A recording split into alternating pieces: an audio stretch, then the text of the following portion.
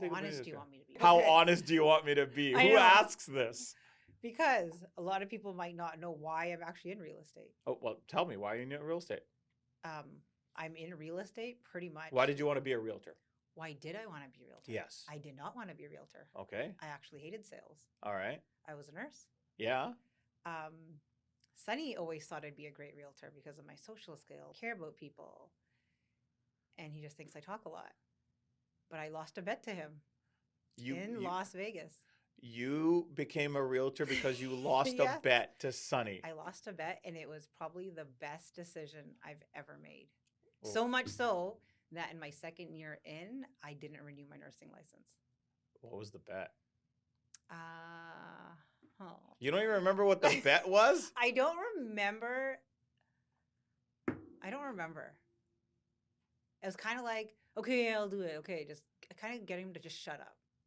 But So there was a bet. It was a bet in Vegas. In Vegas, we're with my friends, a couple. Did I know this when I hired you on? I don't think so. I didn't tell anybody, not even our best clients. I think I made up all this crap to you. Okay. All right. That's why I asked, how honest do you want me to be? So you were a nurse before. You made Nurse a bet. for years. I've been in the medical field since I was 13. Hated sales. I did sales jobs. Hated them. And then I couldn't sell something. And now look where I am, and I'm like, it's the best decision. Why didn't I start sooner? Why was it a good decision? Because you're still helping people. It wasn't just sales in real estate, especially the way our team works. It's not just about sales. Okay. So tell us a little bit. What does that mean when you say our team works? How do we work differently? Why I feel like our team isn't sales and transactional based. Yeah. Is because we connect with our clients. We get to know them. I'm a buyer's agent. I get to know what they want. I get them into their first place that they've been saving up for years. Or their first mobile home. Oh, their first specialist. I'm literally hand-holding. I'm listening to them cry. I'm taking care of their kids. I am listening to all their problems. It's kind of like a nurse, but you're just getting paid a lot more. Okay, so you were a realtor for how long before you joined the Mansour Real Estate Group? I was a realtor for about 5 or 6 months before I started with the Mansour Real Estate Group.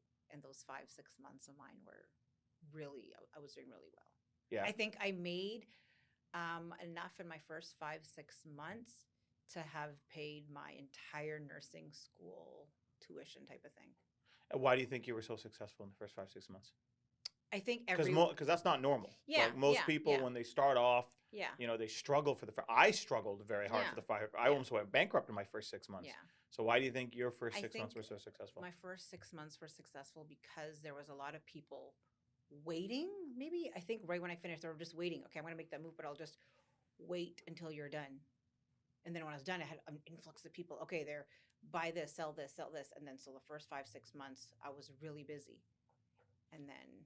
What happened in the next 6 months? Then you came along. All right.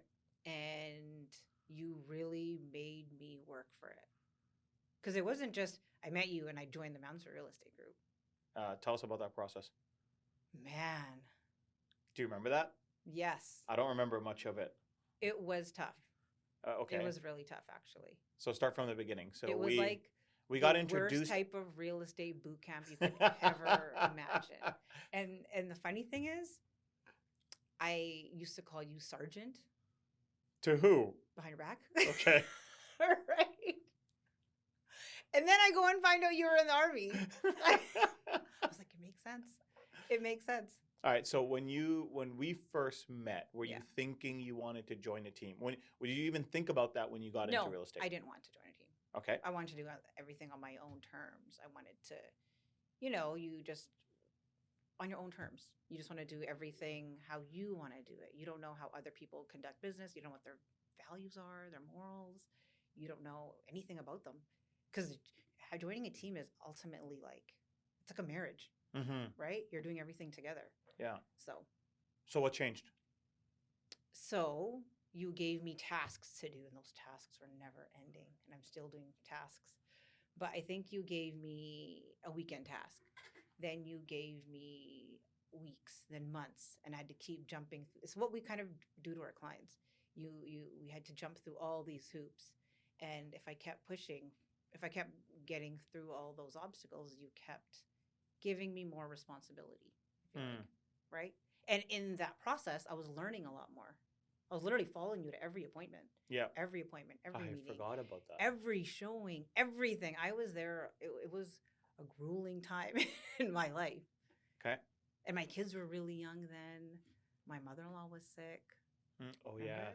Yes. I had a lot going on that first year. Now, you've been doing this for how long? I've been doing this for about 6-7 years. About 6-7 years. Yeah, real estate for 6-7 years. If you were to think about those 6-7 years, what's your favorite part about being a realtor? So my favorite part of being a realtor is getting to know our clients, forming a relationship with them and their families. And then the reward is usually working with their kids or their grandparents or their kids' kids, and just see it all come like full circle.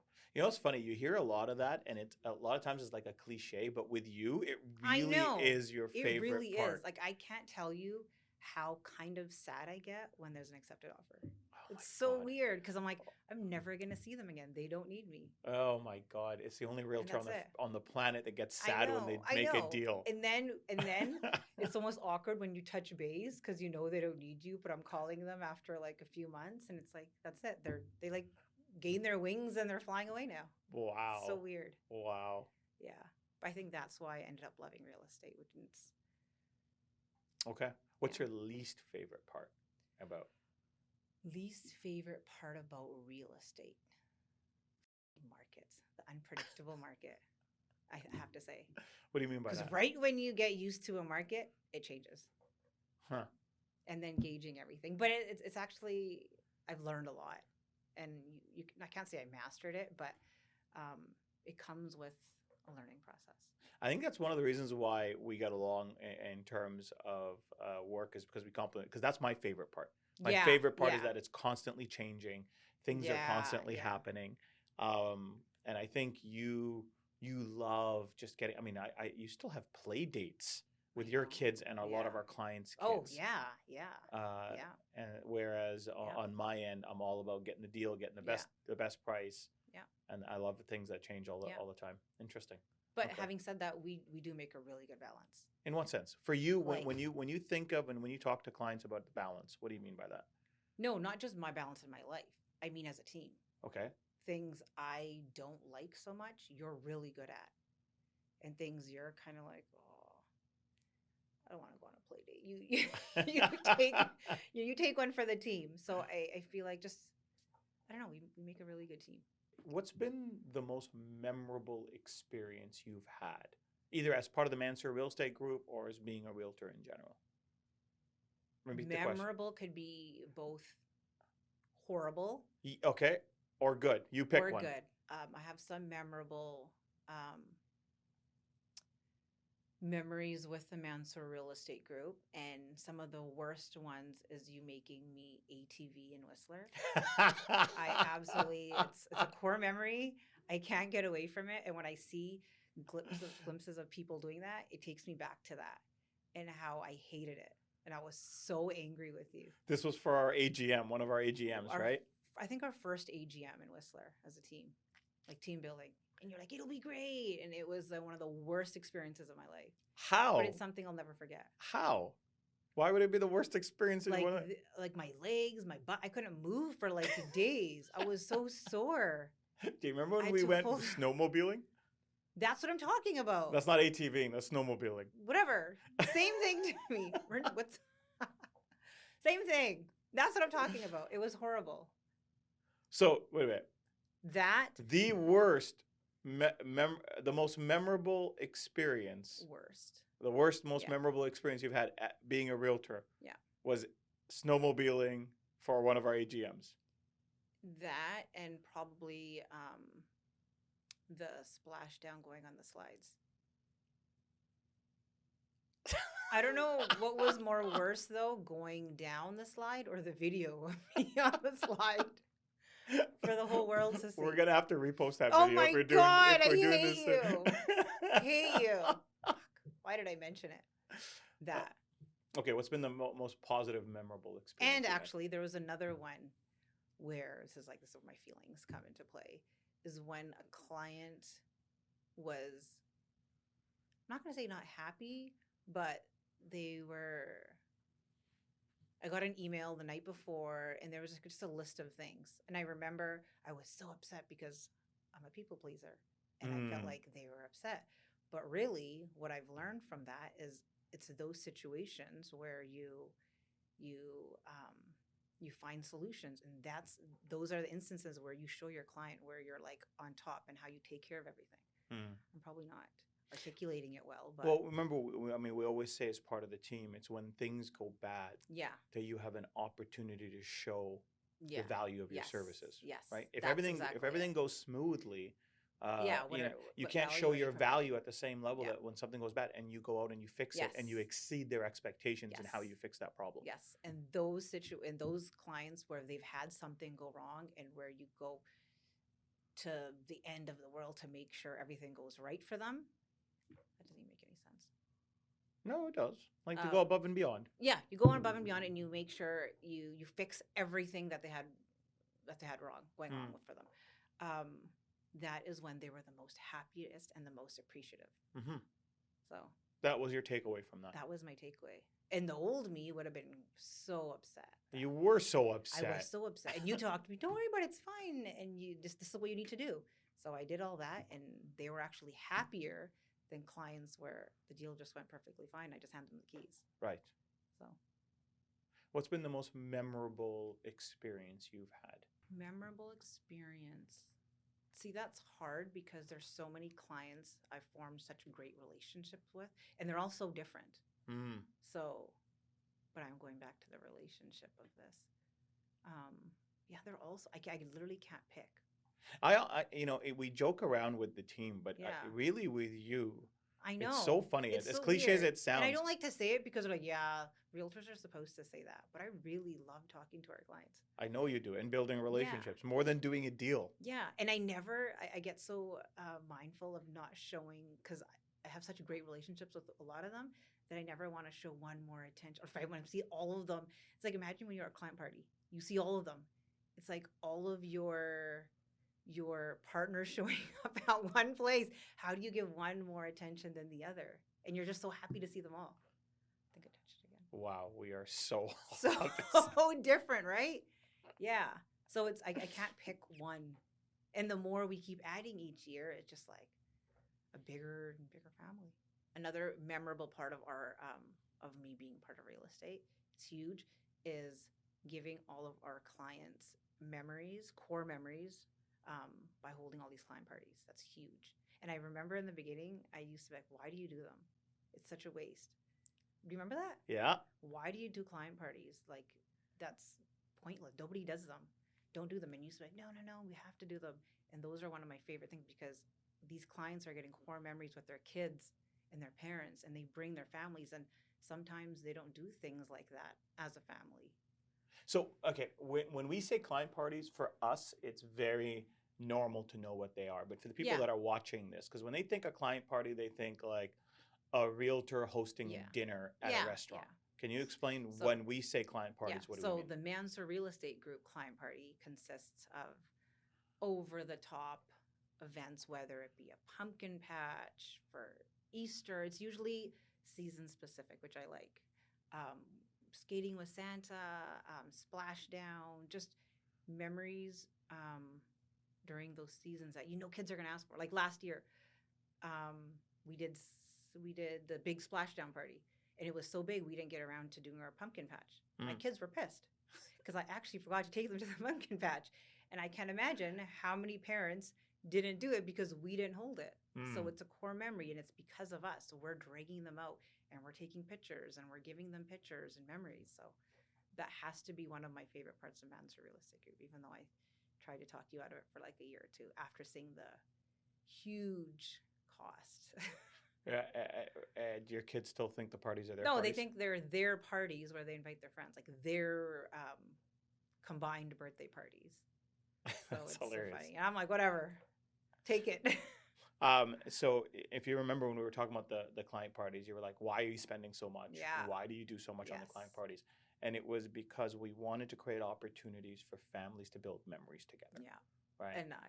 And because it's our way to honor and thank our clients for all the support that they give us. And so we host these events, and they're designed to become core memories for families, allowing families to go out and do an event that they otherwise maybe would not have, whether it's because of time, because of budget or money. And so a lot of our events are more family centric. My favorite, I love Big Splash, because Big Splash was wicked. We had like, and they're gotten a little out of control, I think, our client parties. They are. Yeah. They really are. Why? Why do you think that? They're getting a little bit over the top because we can't find venues now that can host up to 1,000 people. So that's where you're like, what, are you gonna rent a city next time? You know? Don't get any ideas, but yeah. Yeah. But they're important. I think for our clients they're important because again, it allows them to build core memories. And for us it's important because in my mind, there's no better way of showing somebody gratitude than helping them build memories with families. Yeah. You know, you can give them stuff, and everybody gives stuff, and my personality is always you do something for somebody. Yes. That's way more meaningful than giving somebody something. So although we do give, you guys like to give those gifts at closing, etc. Yeah. I always joke around. I like to get gifts at closing from my clients. And a lot of times we do. I'm the one that gets the gift. So I like to build memories with clients. Yeah. I think those kind of venues and events build memories. So my favorite, Splashdown. My other favorite was actually skating with Santa. Remember when we rented Richmond Oval? Yes. I think that was right before the pandemic, and it was massive. And people, you know, kids got to go skate with Santa and Mrs. Claus. Yeah. You know, we gave away like N64s and not N64. What did we give away? We gave away Switch, Xboxes, things like that. Scooters, doll houses. My kids were pissed. I remember I was in a lot of trouble. Uncle Mo was in trouble. Why didn't we get those? So I think those kind of memories that we build, and then we're able to take photos and share those photos with our clients. And you'd be surprised at how many times I go into a client's home and they have our picture framed. See, from that event. I love that more than them having a fridge magnet of us on their fridge. I agree. Right? So that means more to me than the fridge magnet. I agree. It's a core memory. Yeah. And we're part of that. So that's where the nurse in me comes out, I think. What's been your least favorite part about being part of the Mansour Real Estate Group? Least favorite part of having to work with the Mansour Real Estate Group is probably, oh man. I would have thought this was easy for you. I know it's being on social media.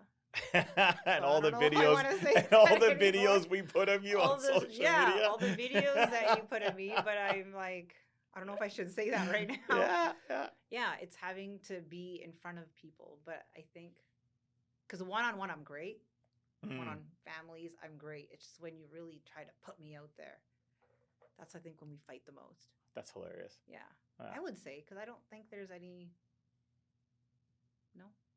Okay, run somebody through who's never worked with us before, who's looking to buy a home. Ooh. What's our process? I think this is where you're better because you're very detailed, and you can literally do like a 2-hour presentation in like 5 seconds. You know, there's a couple of core fundamentals that we work off of, right? When you're working with people to buy or sell a home. Yeah.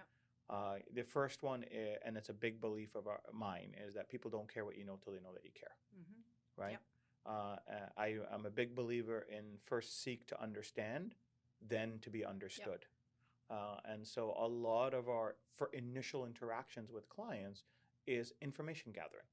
It's an opportunity for us to really understand and recognize what they're hoping to achieve, because it's more than just buying or selling, right? Like it's about the lifestyle they want to achieve. It's about the goal and what this means for everything else in their life that they're hoping to achieve, whether it's they're having a new child, whether it's their kids have moved out, they're getting a new job, they're looking for a different type of lifestyle.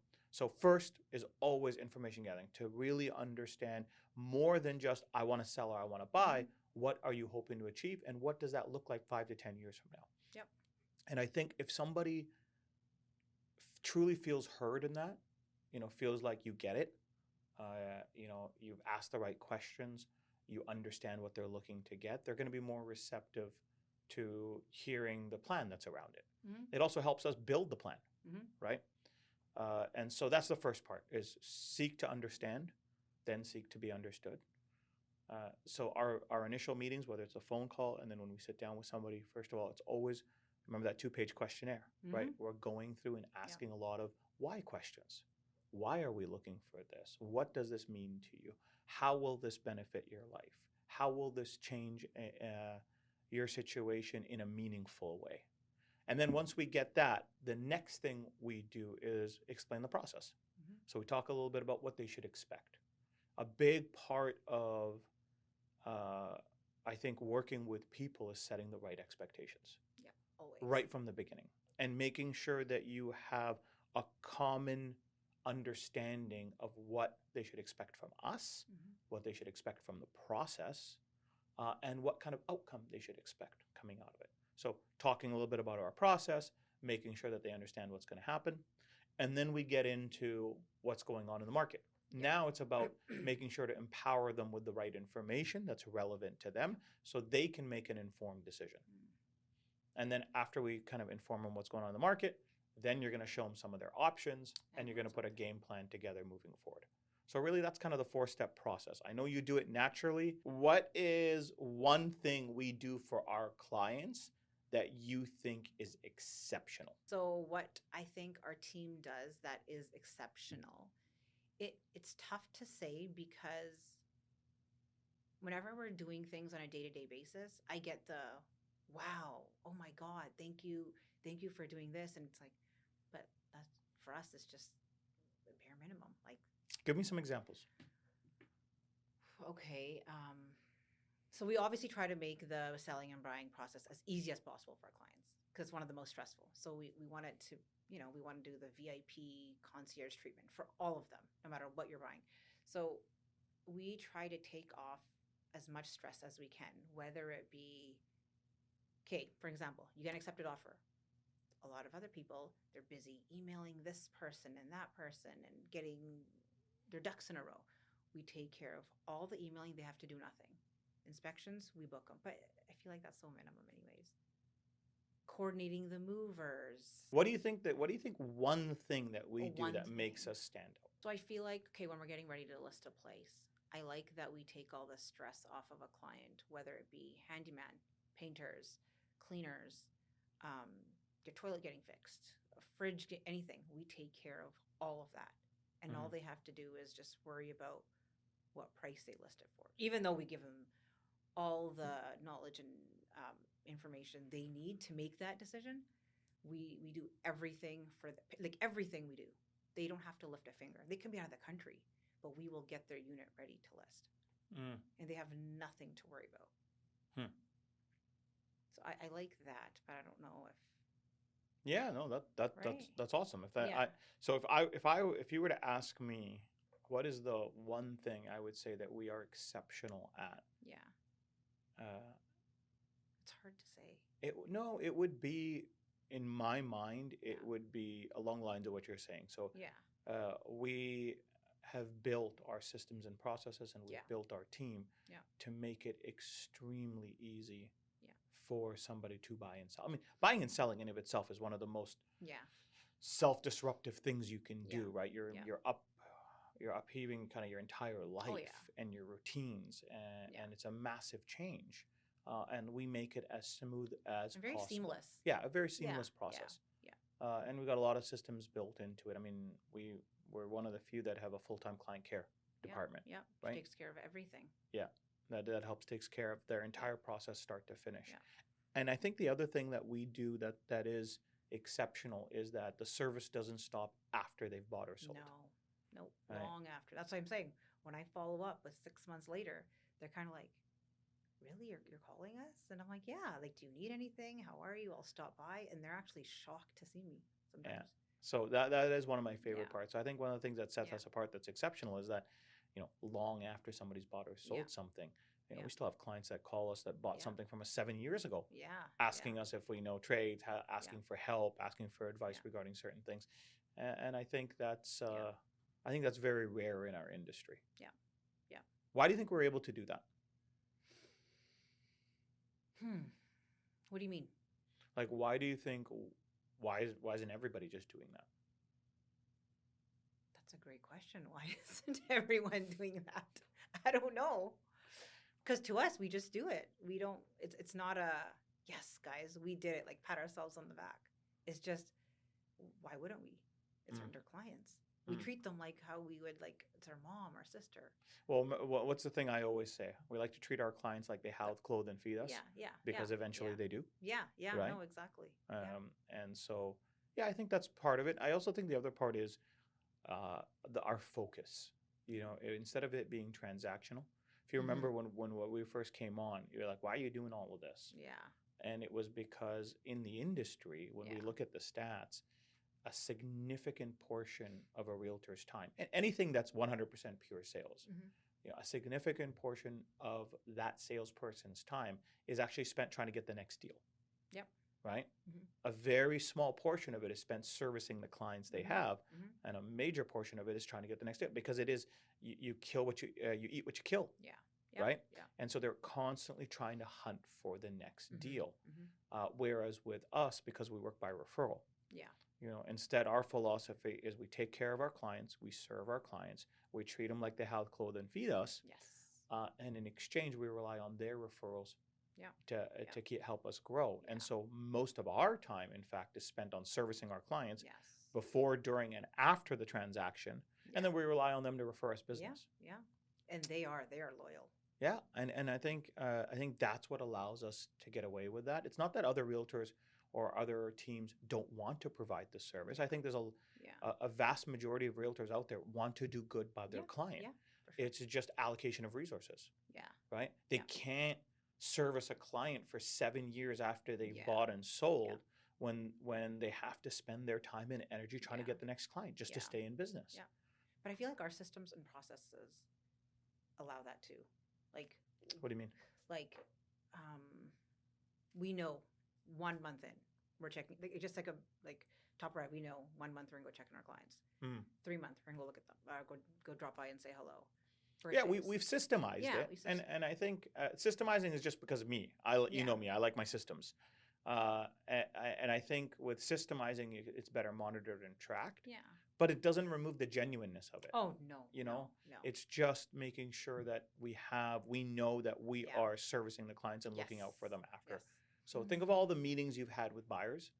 When you ask them, hey, what's your biggest fear or concern? Because that's one of the questions that we always ask. What's a common answer you typically get? So a common fear that the buyers have when I meet with them about the buying process has to be, I think, communication. Oh, what do you mean by that? So a lot of them obviously have worked with realtors before, and then we meet with them after the fact, and they weren't informed. They weren't. There was like a lag of communication between the realtor and the client. I'm trying to think of an example. Really? I would have thought it would have been like, oh, we're afraid we're not going to be able to find something that we love, or we're afraid that we're not going to be able to afford what we want to be able to get. Yeah, but that's a common one with any buyers, or that's like a given. Yeah, but that's what I'm asking. Like, price. It has to be obviously the top one for sure. And then what would be a second? I would say communication, and I think because we have we're so open, and they like whatever they say to us, we filter it to everybody else, and we make them known. We make that known to them, and our WhatsApp groups. And I feel like because when we do sign with a client, you're in the group, Jaspreet's in the group, and we're all on the same page. If there's like 2 or 3 buyers, we're all in one chat. That makes no sense, right? What do you mean? Oh, for the family. Yeah, like, okay, say if we're working with a person, and their parents have a decision, have a say. We make sure any decision makers are at the meeting, they're in the group, they're at all showings. There's no miscommunication happening between everybody, between their side and then even our side. For me, actually, when I ask sellers, I would say the 80 to 90% of the time, when we ask them something along the lines of, you know, if there was one thing that you wanted to see from our team when choosing to work with us, or if there's one thing you were worried about throughout the process, I think communication does come up a lot.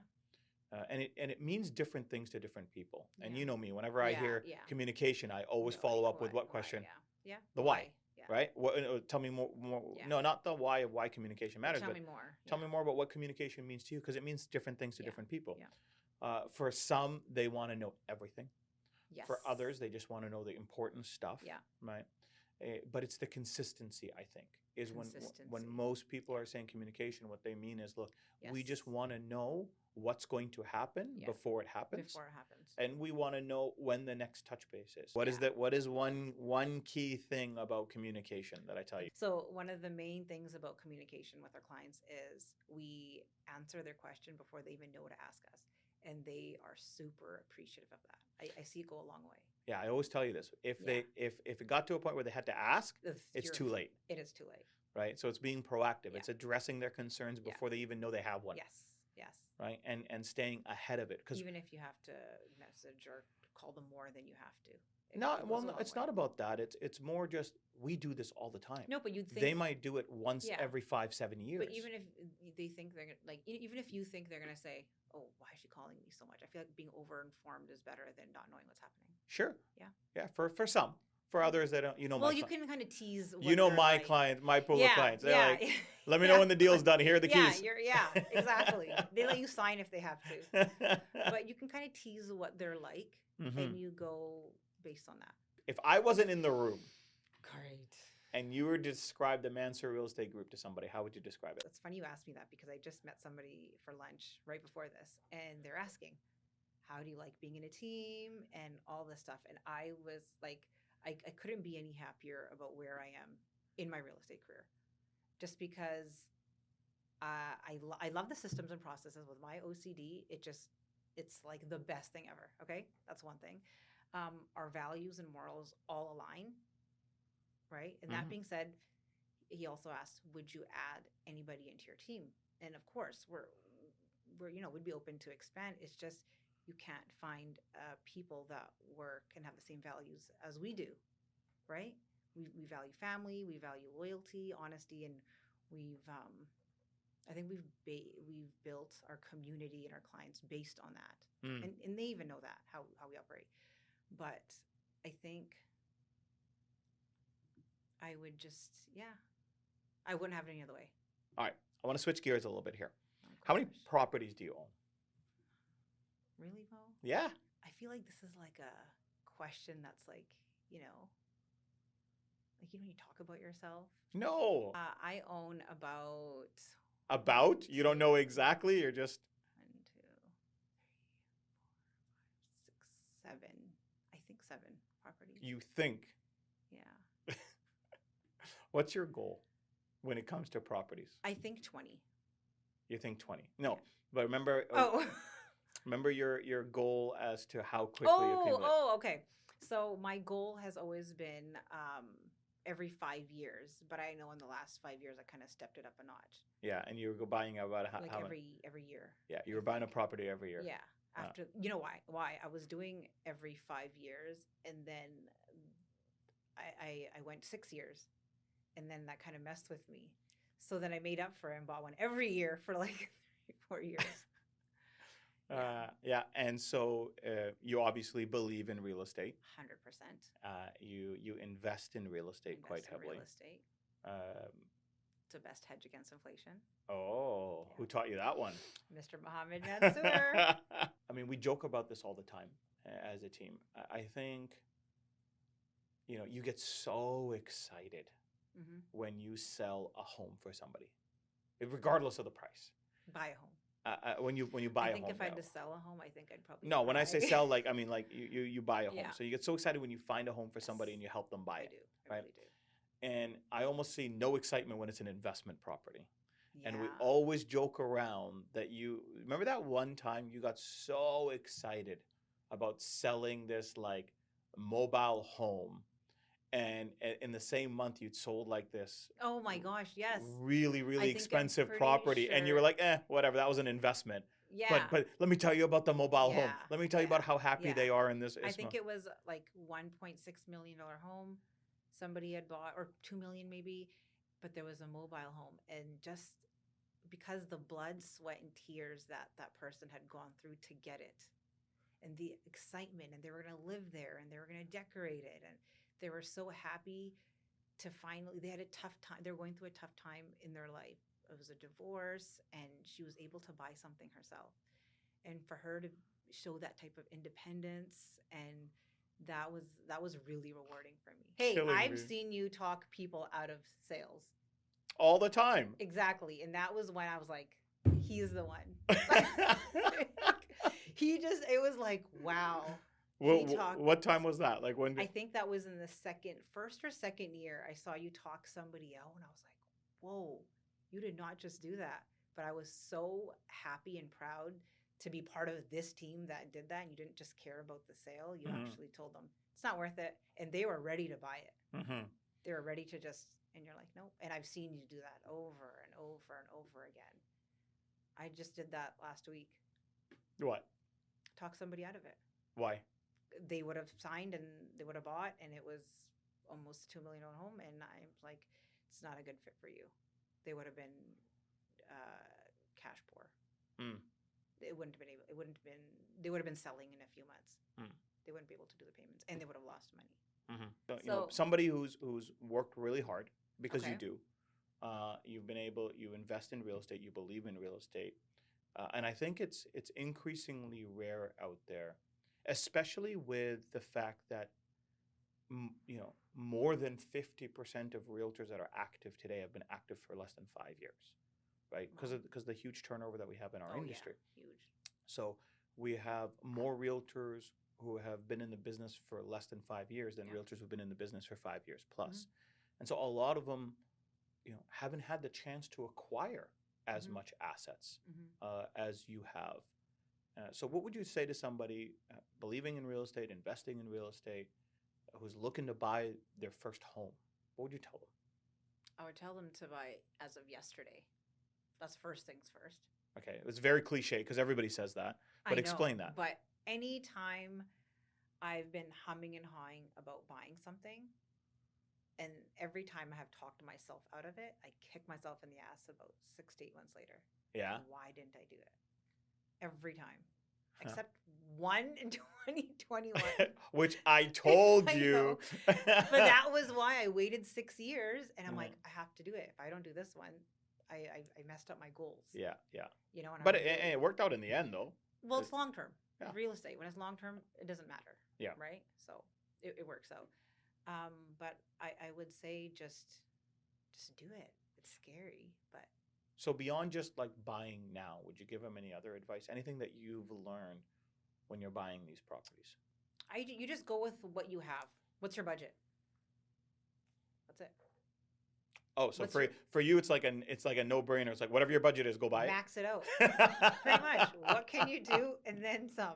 Okay, I'm gonna refine that a little bit so we don't get in trouble. I would say yes. I would probably say as an investment, especially in Canada, principal residence is one of the last remaining tax havens that we truly have, and the rate of return you get on a principal residence. I mean. Yes, you'll hear a lot of people, we read a lot of books that say your principal residence is not an investment property, right? That's not an investment. And in a lot of respects, it's true because you can't, divest it as easily as you could an investment property. Yeah. Like you can't say, oh, my house is up $300,000. I'm just going to sell it. Well, what are you going to do? Live on the street? Exactly. You're going to have to roll that money over. As a house, really. But the statistics also show homeowners are oftentimes in a better financial position long term than non-homeowners, right? Yeah. And so having a home, I think, is the first foundation that gives you stability. Yeah. And enough stability that in the long term that'll allow you to then turn around and invest in more real estate. You take a little bit from there and you dump it into the next one. And do you remember that S cycle? So if you remember, like you've got survival mode. Yeah. Then you've got stability, and then you've got success, and then you've got significance. Yes. Do you remember those kind of things? You don't. In one ear, out the other.